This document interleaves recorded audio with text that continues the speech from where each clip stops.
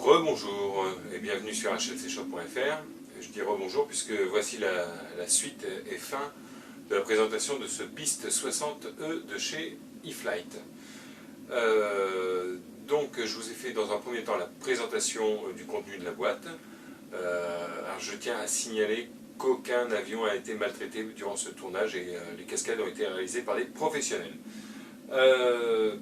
Bon, bilan du montage de cet avion assez mitigé. Alors ceux qui me connaissent savent que je ne suis pas forcément un fan de la construction, mais que quand je fais quelque chose, je le fais bien. Et à vrai dire, je suis assez déçu.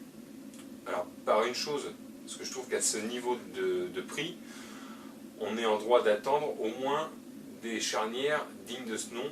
Donc les charnières fibres ont été virées au profit de charnières plus classiques, je dirais, dans le sens où j'ai mis des charnières plates en plastique avec un axe en métal. Alors, par contre, ça nécessite beaucoup de travail. C'est-à-dire que chaque fente a été agrandie avec une Dremel, avec un petit disque. Et c'est assez délicat quand même à faire. Ça prend beaucoup de temps. Bon, moi, au bout du compte, je suis assez satisfait du résultat parce que pour le coup, j'ai découvert qu'ils sont totalement libres et avec quelque chose qui va tenir la route plutôt que des charnières fibres qui m'inspirent assez peu confiance en réalité. C'est peut-être une question d'habitude, après, je sais pas, mais moi, c'est vrai que j'ai une préférence pour la colle époxy plutôt qu'une colle cyano. Donc, sorti de ça, donc ces modifs qui ne sont pas forcément obligatoires. Si vous préférez des charnières fibres, vous pourrez mettre des charnières fibres à condition d'utiliser une bonne colle cyano et surtout avec la petite pipette qui va bien au bout pour aller envoyer la cyano bien dans le corps de la charnière. Voilà, mais ça, bon, c'est une chose. La deuxième chose, ça serait concernant, par exemple, bon là il ne reste plus que, pour des raisons pratiques, puisque cet avion va retourner dans sa boîte pour être expédié chez mon client, par exemple le stab.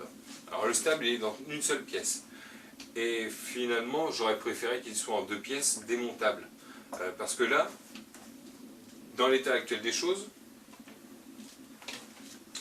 il va falloir injecter de la colle cyano pour pouvoir tenir cet empennage.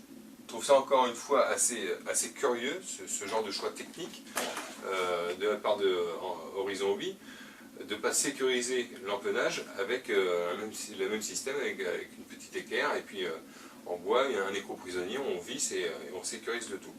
Voilà, ça c'est vraiment mon petit côté déçu de l'ensemble du kit.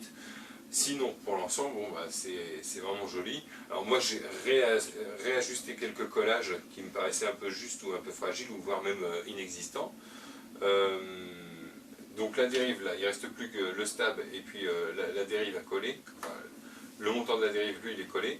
Par contre, il ne reste plus que la gouverne à coller avec ses charnières. Ça, c'est vraiment la seule chose qui reste à faire sur ce kit.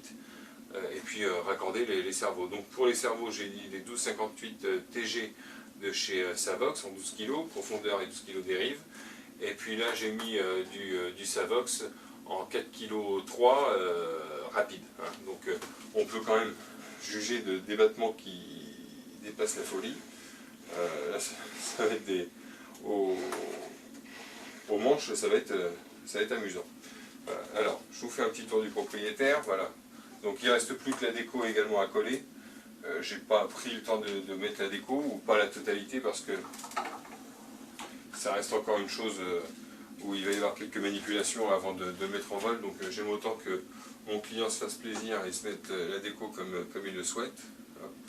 La roulette de queue, bon, le principe est simple et fiable, hein, il n'y a pas de souci par rapport à ça. La verrière, alors, petit reproche à nouveau, vous allez me dire que je suis chiant. C'est bien, Horizon Hobby, E-Flite propose un avion, voilà, avec conseiller tel pilote, conseiller tel arbre moteur, conseiller tel cône, conseiller telle hélice, sauf qu'ils n'ont rien en stock. Voilà. Ils ont sorti un avion, mais tous les accessoires ne sont pas dispo. Donc ce qui fait qu'on a un cône qui est un petit peu petit par rapport à ce qui est préconisé. Et surtout c'est qu'on a un énorme décalage, hein, voilà, entre le cône et le moteur. Bon, ceci étant dit, voilà, aujourd'hui il pourra voler comme ça. Là je l'ai équipé d'une 17.8. Une 18.8 était préconisée à l'origine. Alors, concernant l'accès au capot avant, donc voilà, on vient tout simplement poser ses pouces sur la partie fixe du capot et index ici et on tire. Voilà. Voilà. Et là on a un accès à la partie technique, donc c'est-à-dire AQ, récepteur, moteur, contrôleur. Donc voilà, petit aperçu, l'installation. Donc c'est assez simple hein, en réalité. Moi j'ai rajouté, donc sur le contrôleur iFlight, j'ai rajouté l'inter ici.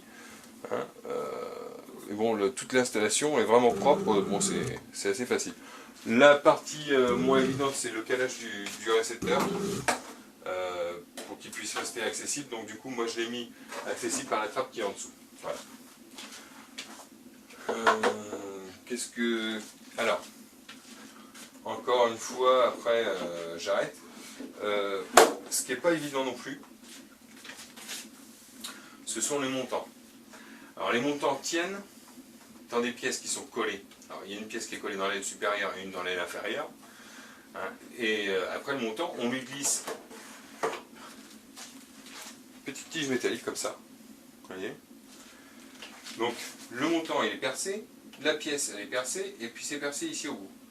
Alors, au début ça va à peu près. Donc, c'est pratique pour le montage, pardon. Le montage-démontage c'est très pratique. Par contre, c'est le côté pratique justement qu'il est un peu moins. C'est-à-dire que là, il va falloir qu'on essaye d'engager la tige. Bon voilà, jusque là ça va. Donc là on est rentré dans la pièce solidaire de l'aile. Et c'est après au débouché où ça se passe beaucoup moins bien. On ne sait pas où on est. Voilà, et ici. Et puis ça s'arrête là. Ça ne peut pas aller plus loin. En haut non plus, je me suis dit que c'était un problème de sens. Voilà. Donc c'est assez limite. C'est assez limite, c'est plus ou moins bien ajusté. Il va falloir démonter, regarder où ça percute pour aller repercer. Mais par contre, bon, voilà, c'est un petit ajustage à faire. C'est pas méchant, mais voilà. Le principe est bien. Ça mérite d'être ajusté par soi-même au niveau du montage, au moment du montage. Et puis, par contre, c'est vrai qu'en termes de démontage, bon, bah, on a une vis ici, une vis là. On a les petites tiges qu'on enlève. Pour l'aile inférieure, c'est pareil, on a deux vis qui la maintiennent. Et on sort les ailes, comme ça. C'est très rapide, on a juste les prises de cerveau à débrancher qui tombent bien dans leur logement. Ça se fait très facilement. Donc pour un biplan, ce sera un biplan facile à transporter et à démonter, à monter, à mettre en œuvre. Sur le terrain, il y aura un gain de temps par rapport à d'autres biplans qui sont un peu plus complexes. Donc la cabane reste solidaire du cockpit. Alors c'est pareil, à les visser tout simplement. Hein, si vraiment vous avez envie, vous pouvez la démonter, mais ça ne porte pas trop d'intérêt. Hein, puisque là, le fuselage va même être expédié. Je vais juste démonter le stab, la gouverne de dérive, le cône, les ailes bien entendu. Et le fuselage va trouver sa place dans la boîte d'origine. Je vais tout réussir à recaler comme c'était. Voilà. Donc mon bilan est assez mitigé par rapport aux difficultés que j'ai rencontrées ou j'ai dû mettre en œuvre. Peut-être que quelqu'un qui a plus l'habitude de construire, pour lui ce sera qu'une formalité. Moi je trouvais ça chiant, quoi, franchement. Mais bon, c'est vrai que je suis plutôt pour la mousse plutôt que le bois. Mais néanmoins, l'avion est magnifique. Voilà, il est très très beau. C'est quand même une belle réalisation. Il ne reste plus qu'à poser les décos. Alors bon, ça c'est vrai qu'il y a du boulot hein, en déco. Alors il y a des planches de stickers qui sont assez grandes. N'hésitez pas à utiliser vraiment un produit professionnel pour poser du stickers, une eau légèrement savonneuse. Ça existe soit dans le commerce, soit vous la faites vous-même. Hein, et puis un marouflé pour bien chasser tout le produit et puis avoir un glissement pour bien positionner votre stickers. Voilà, il ne reste plus que ça à faire, programmer la radio, les débattements, vérifier le centre de gravité, et puis vol ma poule. Donc voilà, mais on peut quand même dire que c'est un très bel avion. Voilà, il est quand même, le train, il est bien perché, il est assez rigide. Hein, bon, il garde quand même la souplesse hein, sur le roulis, mais par contre on a vraiment une bonne rigidité. Il faudra quand même peut-être faire attention aux atterros à ne pas faire trop musclé, parce que sa rigidité risque de vous surprendre peut-être. Voilà. Eh bien, écoutez, je vous remercie de m'avoir suivi, et je vous souhaite à tous de très bons vols, et à bientôt. Ciao!